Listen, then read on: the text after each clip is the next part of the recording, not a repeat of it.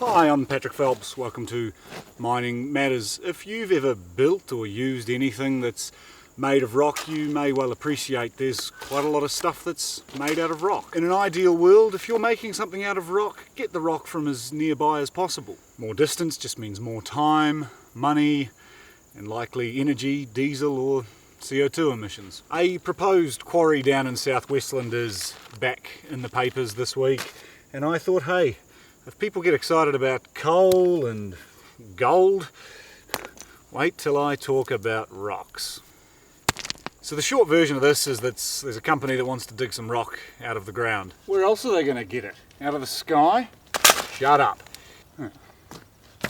Anyway, this company wants to dig some rock out of the ground, and that ground happens to be underneath 14 hectares of conservation land with some rather large and nice trees on it and just some generally nice bush. Opposing this proposal are the usual suspects: Federated Mountain Clubs, Forest and Bird. Federated Mountain Clubs has apparently approached the acting conservation minister and asked for this proposal, or the decision on it, to be taken out of the hands of local DOC staff. Now, I'm only speculating, but I can only assume that this is because ministers can be subject to political pressure from lobby groups like Federated Mountain Clubs. Anyway, it's geology primarily that dictates where quarries can be. That's already a pretty short list. They have to be places where there's rock. This rock is about 20 kilometres south of Fox Glacier, a wee way north of Bruce Bay, a little place called Karangaroo. I don't really want to focus on the economics of this proposal. I don't want to focus on the fact that South Westland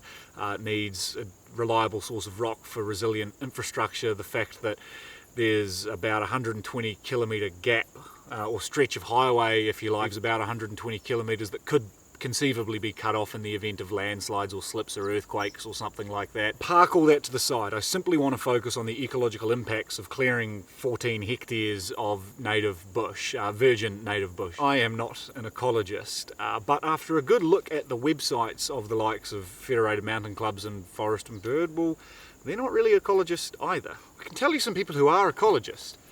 DOC's ecologists have taken a good hard look at this proposal, and I would expect them to have done so. So basically, this is just my assessment of their assessment. The company applying to DOC for access to the land that they need for the quarry is applying for about 15 hectares of ground, 1 hectare of which was historically mined or quarried.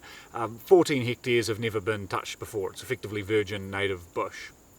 These ecologists carried out an assessment on the likely impacts of the proposal on the flora and fauna in the area. DOC's ecologists point out that the area that would be impacted by the quarry is home to several dozen trees, at least 500 years old, if not older. So I'm picking that's about 40 or 50 pretty old trees. The ecologists pointed out that the area of forest that would be impacted by the quarry makes up a small proportion of the ecological district, and that the proposed mining wouldn't really impact on the area's value for nature conservation. They said the impact of the vegetation clearance could be reduced, though admittedly not eliminated through restoration and other methods. As for animals, the ecologists looked at the impacts of the proposal on animal life, primarily birds, bats and lizards. DOC's ecologists observed these birds in the area, or as likely to be present in the area at the very least. Birds were deemed able to move and avoid disturbance.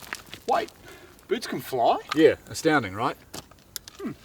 They did say that there is a risk that birds can get tangled up in the vegetation as the bush gets cleared, but this risk can be pretty easily managed because the birds can fly away. So as long as the clearance of the bush takes place outside of breeding season, the risk of them getting tangled up as it gets knocked down is pretty low. They'll move away. As for long-tailed bats, which are admittedly rather rare, the ecologist pointed out that there are large trees there that may be home to bats, so they said that really a survey for bats should be conducted before any vegetation clearance took place. Now, if there were no bats found, then fine, they could proceed as if there's not bats there, having not found them. Now, if there were bats found in the area, then you'd get a wildlife permit, you'd get an appropriate bat ecologist, you'd figure out a management plan, and presumably relocate them and then proceed in line with that management plan to Doc's satisfaction. Now you see lizards. Lizards can't fly. Yeah, that's right. So for lizards, which can't fly, the ecologists recommended dropping the trees in the warmer months between, say, October and April. When it's warmer, they're fairly mobile, they'll move around, and then after clearing vegetation, leaving it there for a few weeks, giving them time to relocate, and then moving it on. Basically, the ecologists deemed that the quarry proposal would be unlikely to have any impact on any animal species viability or something like that. The ecologist did comment that the landform or the shape will never be the same once it's gone. That's not surprising, you are taking the rock away. Doc's advice, which took into account the ecological report and other factors. So Doc's advice, as I read it, said that the impacts on vegetation would be high in the medium or the short term and the medium term, but in the long term, presumably with restoration, low. Impacts on animal life, low. Impacts on landscape and visual values, low. Disturbance to other users, low. Impact on other activities on the land, low. They also pointed out that the quarry would also likely reduce transport or cartage emissions. Now I've included links to, if you're watching this on YouTube, I've included links to all of their documents that I've just referenced. Feel free to read them yourself, and if you come to a different conclusion, I'd be glad to hear what that is. Given how difficult it's going to be to get access to this area, in light of the opposition already faced, the fact that it is under quite a nice area of native bush. Given how difficult it's going to be to get access, you have to wonder why any company would pick a fight like this if there was an economically viable resource or quarry resource anywhere else within the area. If it was on private farmland or something like that, it'd be a hell of a lot easier than going through this process. So why, I would ask, would anyone pick this sort of fight unless it was the only option they had, as I said before, dictated by geology in terms of where available rock resources are. Back to one of those issues that I parked earlier, namely the need for rock. There are people living right through the southern reaches of the west coast, all the way through to the Haas Pass and down to Otago. State Highway 6 is a vital and vulnerable piece of infrastructure, and maintaining that infrastructure means stop banks, flood walls, and just the road itself, and that means rock. Doesn't really matter if you're a resident, a person who likes to visit the area frequently for, climbing, tramping, kayaking, hunting, fishing, whatever. If you go there by car, then you need that road. The company's application included letters of support from the regional council, the district council, local residents, and iwi. This is the part of the country that gets a lot of rain, a lot of floods, a lot of slips, earthquakes. Some of those things are unfortunately just going to get worse with climate change. The West Coast Regional Council, in its letter of support, made it quite clear that there is no alternative resource of rock nearby. Forest and Bird fantastically asked for an independent geological assessment to validate the assertion that there is no alternative source of rock. This is a bit like having to prove that there's no Loch Ness Monster or Tooth Fairy. It's pretty difficult to just disprove a negative.